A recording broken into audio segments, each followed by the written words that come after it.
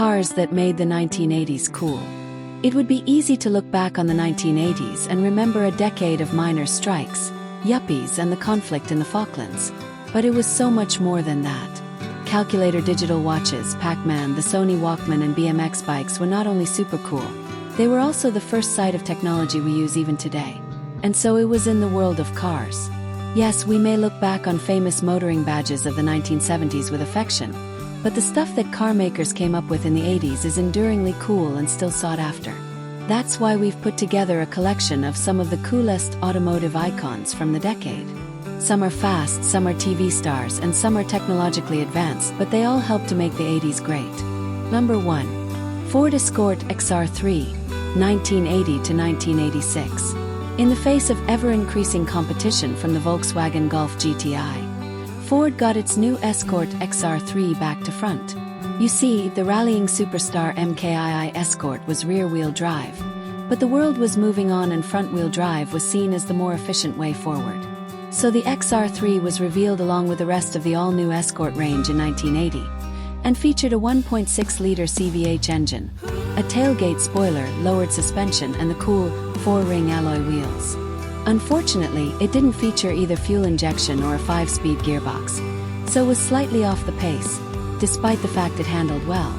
Both of these arrived in 1982, but the XR3i continued to live in the shadow of its German nemesis.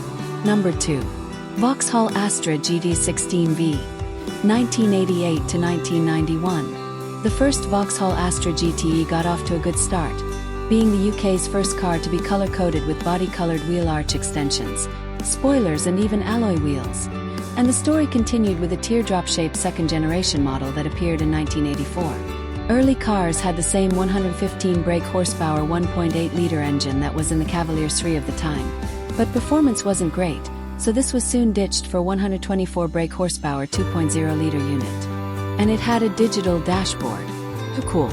Much more so than the talking dash in the MG Maestro, that's for sure. As hot hatch performance moved on again, the Astra GTE received a 2.0-liter 16-valve red-top engine that developed 156 brake horsepower, and more than 135 miles per hour. Winner. Number 3. Pontiac Trans Am, 1982 to 1992. The second-generation Pontiac Trans Am was a poster car all over the world after Burt Reynolds had managed to outrun Sheriff Buford T. Justice in a couple of Smokey and the Bandit movies. But those days were past, and Pontiac needed to promote the sleek-looking third-generation Trans Am in 1982, at which point a knight in shining armor appeared at just the right moment. David Hasselhoff played crime fighter Michael Knight, but the real star of the show was his almost indestructible Trans Am called KITT, Knight Industries 2000, which had every technological gadget a teenage boy could find amazing, as well as the ability to do 200 miles per hour. Number 4. Toyota Corolla GT86, 1983 to 1987. Talk about hedging your bets. Back in the 1980s, Toyota was selling the Corolla GT16V hot hatchback, which was front-wheel drive, and the Toyota Corolla GT AE86, which was rear-wheel drive. It's fair to say that the rear-drive version has had the more enduring appeal around the world. For a start, it had a peach of a 128 brake horsepower 1.6-liter engine up front, and handling that was sometimes described as exciting, other times tricky, but always fun. Indeed, the Toyota AE86 was one of the cars that helped to popularize the sport of drifting during its formative years in Japan. The car is still successful in club racing around the world today. Number 5. Volkswagen Golf GTI Mk2, 1983 to 1992.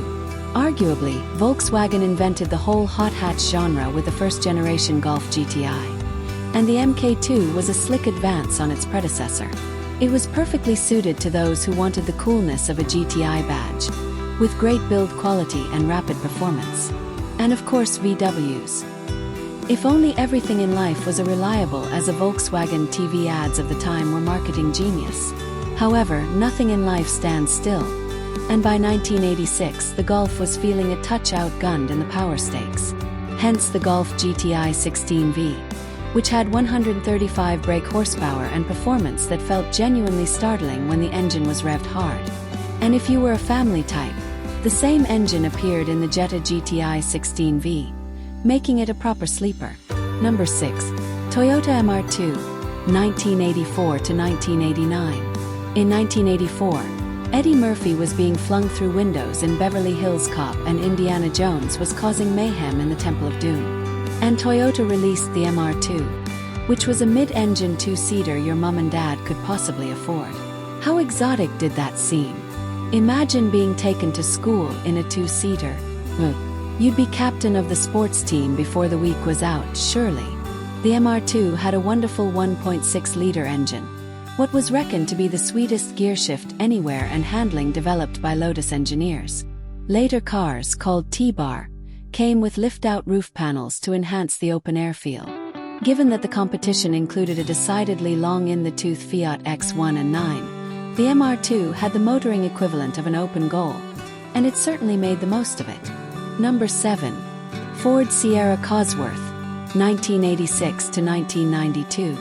Back in the early 1980s, Ford had been reduced to being a bit-part player on the world competition stage. Worse still, the Sierra, which was supposed to be its new big thing, had been released to reviews that were, well, tepid. Engine partner Cosworth had been developing an engine quite separately, but the two companies decided to stick the engine in the Sierra and go racing. Of course, in order to qualify for many series, Ford had to build a certain number of road cars, and the legend that is the Sierra Cossi was born. Its 201 brake horsepower may seem trifling today, but it was a lot in 1986, and the Sierra was a featherweight when compared with today's cars, so it was quick, really quick, as in 149 miles per hour and 0 to 60 miles per hour in 6.5 seconds. Better still, the Sierra dominated seemingly wherever it was entered around the world. Ford was back at the top of the game. Number 8. BMW M5 E28, 1984 to 1988. The BMW M5 was pretty much the big bang where sports saloons are concerned. BMW took a 535i saloon and upgraded the suspension, steering and brakes, as well as fitting the 282 brake horsepower 3.5-liter straight-six engine from the M1 supercar. The results were pretty spectacular, and set the tone for a range that continues to this day. At its launch, it immediately went to the top of the tree as the fastest sports saloon in the world, with a top speed of 153 miles per hour and a 0 to 60 miles per hour time of just 6.5 seconds. However, BMW saw fit to build only 2,191 examples, so this M5 is undeniably of the hen's teeth variety. Number 9.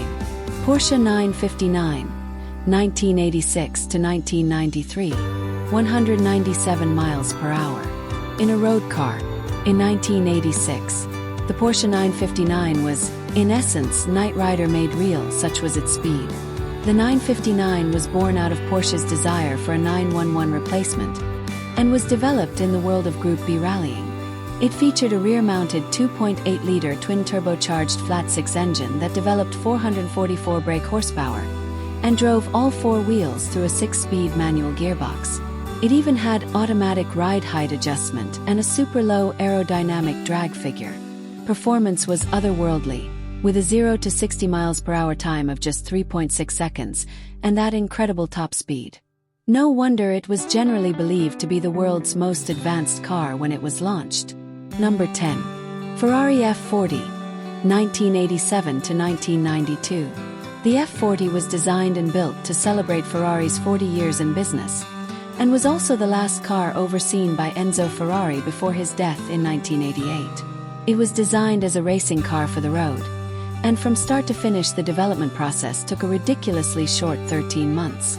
A lot of that time was spent in the wind tunnel, but the benefits were worth it, because the F40 became the first production car to break through the 200 miles per hour barrier. The twin-turbo 2.9-liter V8 produced 478 brake horsepower, which is quite something in a car that weighs just 1,100 kilograms. Its acceleration feels like you've been hit from behind by something very large moving very quickly. The Starship Enterprise, for example. Thank you for watching.